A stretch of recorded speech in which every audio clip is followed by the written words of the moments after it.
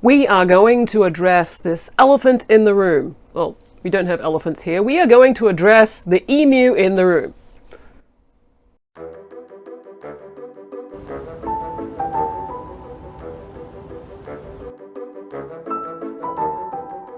Hello everyone, this is Gemma Laurel and I'm going to share with you today the honest tea about what it's like living in this place.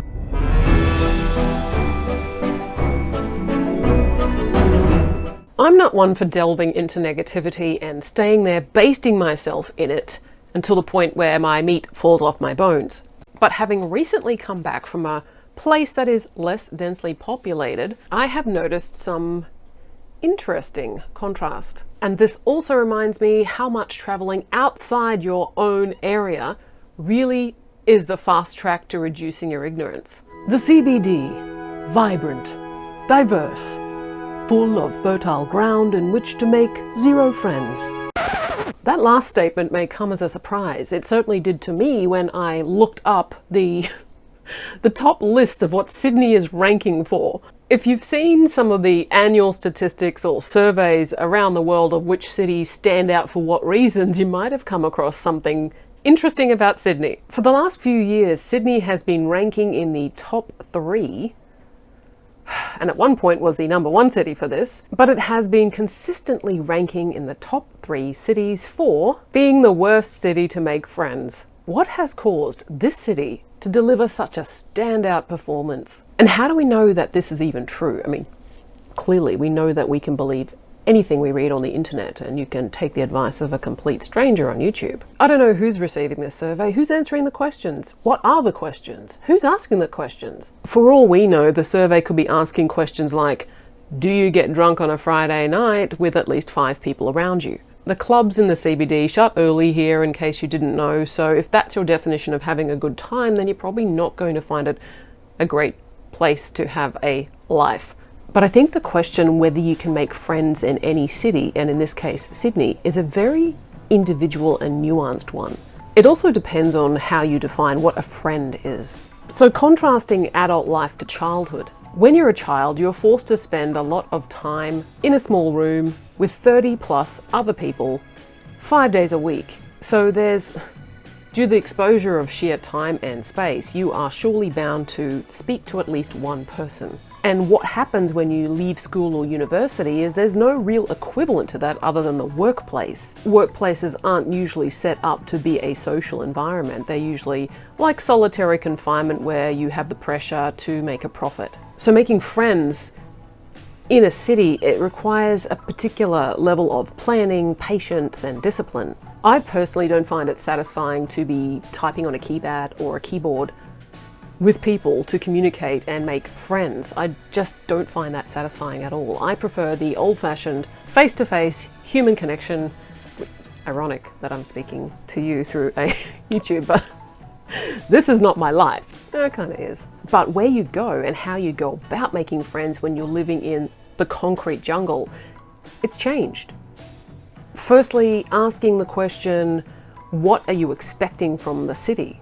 Cities are where people go to work. So how do we make friends in the city when there is such a huge turnover of people? Anyone who's lived in the CBD of any country around the world, I'm assuming, let me know if it's any different, but it's a lot of high traffic, a lot of tourists, and it's also a place where people come in, work, and then leave and live their lives outside of the city centre. One way that I've tried to make friends and to expand my interests and meet new people is by looking up meetup groups online. And this is where I learned about this phenomenon. You're paying to make friends. Most of the groups that I looked up on the meetup site cost money. Even free activities like walk from Bondi to the city are charging money so that you can meet up with people to walk. If you want to hang out with other people, there's a good chance that you will have to give money in order to experience that. So relationships have become quite transactional. I'm not even going to touch on dating here.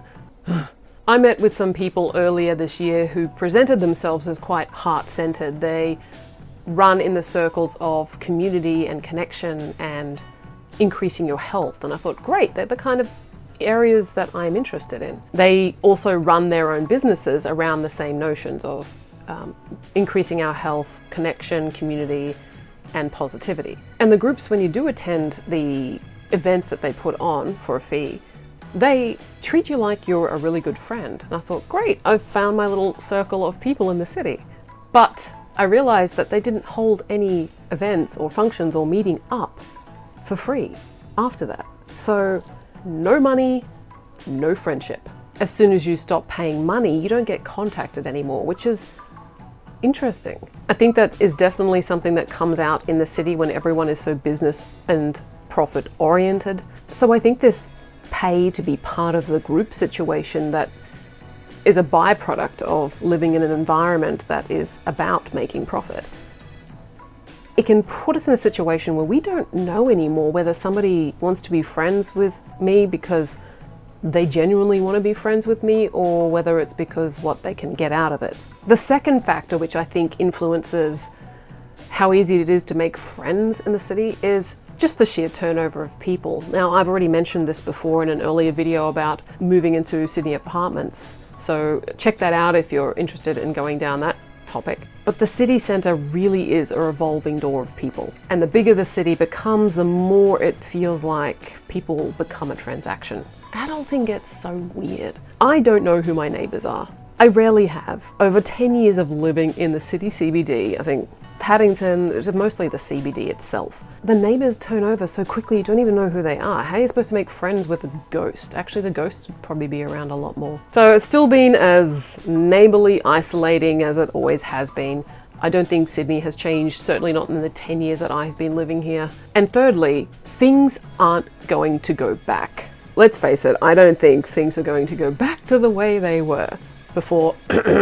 And I believe there's good and bad in every kind of change that we're facing. And this social distancing also meant emotional distancing, and that has had an impact. But I refuse to shut off living life, like the real life, like out there. I want real life. I don't want phones coming between people, well, certainly not in the little tiny circle that I am building. I have gone out so much in my life this year, and I'm looking to bring back the being in human being. I was recently chatting with a guy who was interested in me, and he said he noticed me around the city for 4 years. And he was almost bragging about how he's the old-fashioned type, doesn't have Instagram, doesn't have Facebook, doesn't use social media, but he uses WhatsApp. Not only did he sparsely message me, he also texted family and friends and answered a phone call in the very first walk we had around the city. I'm here, dude. I'm right in front of you. And you can't blame it on generational differences because they were older. So it's not like, oh, they're millennial, and no, like, you develop whatever habit you want to. But it was such a moment of clarity because don't waste your time trying to change something. Just move on as gracefully as you can. It is not your task. People need to be a priority if you want them to be part of your life.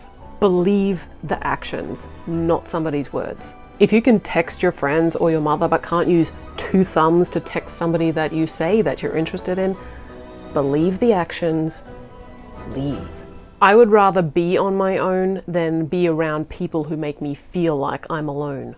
Needless to say, later on, I politely messaged saying, look, I need communication for a friendship or any kind of relationship to work. So that's that. Because making friends has its challenges, but those challenges do make it easier to figure out and to navigate who is really with you and wants to make a long-term connection and friendship, and people who are just drifting and see you as a replaceable commodity. It also means you realize there is no rush to make friends because quality takes time. There's nothing wrong with you if you're taking time to filter through your list of values. You want friends not because you need them, but because you enjoy their company and they add something to your life. So to bring it around to Sydney being in this elusive survey of people we don't know and we don't know what questions are asked and stuff like that. So if we do say it's difficult to make friends or it's one of the worst places to make friends, well, there's also this other flip side.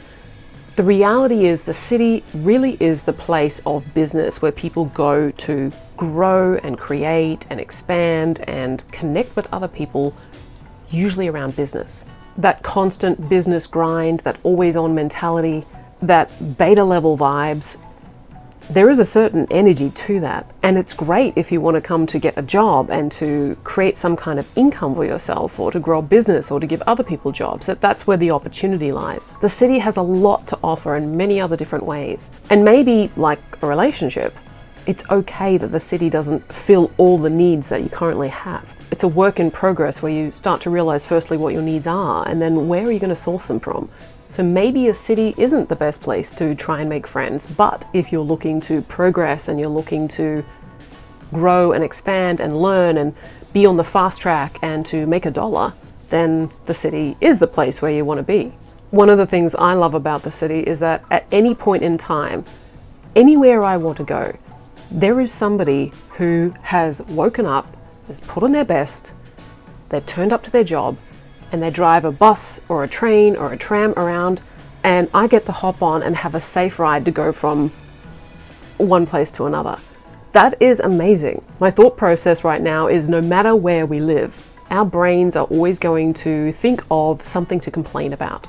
I think that's the way we naturally wired. We're little problem solvers up here, little running around, and as soon as there's a situation or a city that you choose to live in, or a city you're not choosing to live in, or wherever you go, you take yourself with you, and so your thoughts come with you, and we're going to pick holes in anything.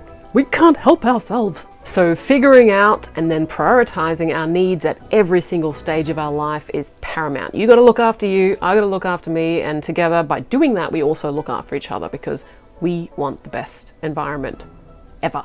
And so speaking of environment, I'm going to now water my plant, myself, with vitamin D. Get out.